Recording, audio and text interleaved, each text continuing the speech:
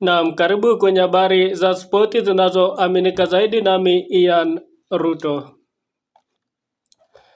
Tukianza moja kwa moja na kwamba shirikisho la soka la Kenya FKF limetangaza kusimamisha mechi zote za ligi kuu ya kandanda kote nchini wakati wa maombolezo za kitaifa ya siku 7 yaliyotangazwa na Rais William Ruto kwa heshima ya aliyekuwa waziri mkuu wa zamani Raila Odinga. Katika taarifa, katibu mkuu wa FKF Harold Ndege, shirikisho hilo lilithibitisha kuwa mechi zote zilizoratibiwa katika vitengo mbalimbali ikiwa ni pamoja na ligi kuu ya FKF, ligi ya taifa ya Super League, ligi kuu ya wanawake na mashindano ya mashinani zitasitishwa hadi mwisho wa kipindi cha maombolezo.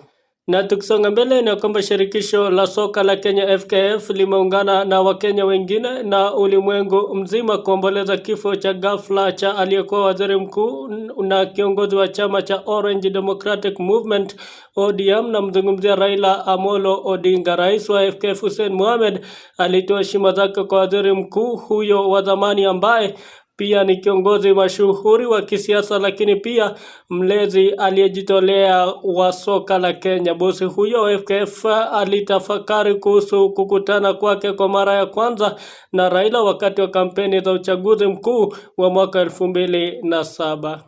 Na mwanariadha wa mbio ndefu Mkenya Diana Chepkorir amepigwa marufuku ya miaka 4 na kitengo cha uadilifu cha riadha AIU kwa ukiukaji wa matumizi ya dawa za kusisimua misuli iliyogunduliwa kupitia pasipoti yake ya ABP. AIU ilisema sampuli za kijana huyo mwenye umri wa miaka 23 zilionyesha upungufu unaoendana na matumizi ya dawa iliyopigwa marufuku kati ya Juni na Septemba mwaka 2024.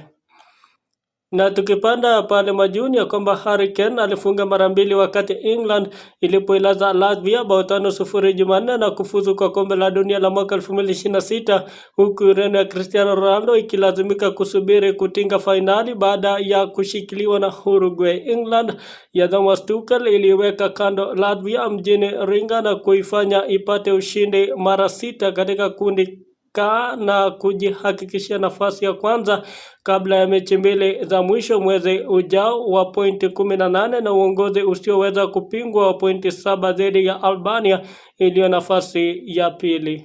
Na tumalizia na tetesi Ulaya ni kwamba klabu ya Italia Inter Milan imeingia kwenye kinyang'anyiro cha kumsajili beki wakati wa Crystal Palace Marc Guehi, lakini Liverpool bado wanapewa nafasi kubwa ya kuinasa saini ya mchezaji huyo wa kimataifa wa Uingereza mwenye umri wa miaka 25. Mshambuliaji wa Bournemouth Antoine Semenyo ana kipengele cha kuachiliwa huru katika kandarasi yake, lakini Chelsea wanaficha hilo kwa sababu wanataka kusalia na mchezaji huyo wa kimataifa wa Ghana mwenye umri wa miaka 25 ambaye amekuwa akihusishwa na Tottenham na Manchester United. Chelsea na Barcelona wanafuatilia mshambuliaji wa Dinamo Zagreb na mzunguaji Mreno Cardoso Varela mwenye miaka 16. Taarifa kubwa ikiwa ni Semenyo ikiwa ataweza kuelekea katika timu ya na anawaniwa na timu ya Manchester United. Na hapo ndipo na sepa viwanjani. Mimi ni King of Turn Takings Ian Ruto.